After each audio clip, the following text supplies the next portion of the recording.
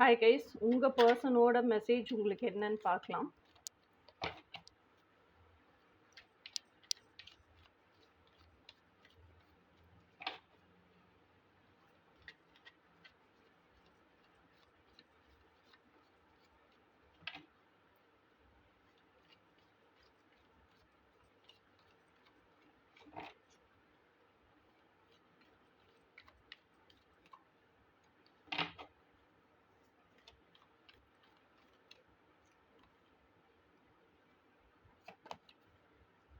உங்கள் பர்சனோட மெசேஜ் உங்களுக்கு லாட்ஸ் ஆஃப் அட்டாச்மெண்ட் இருக்குது.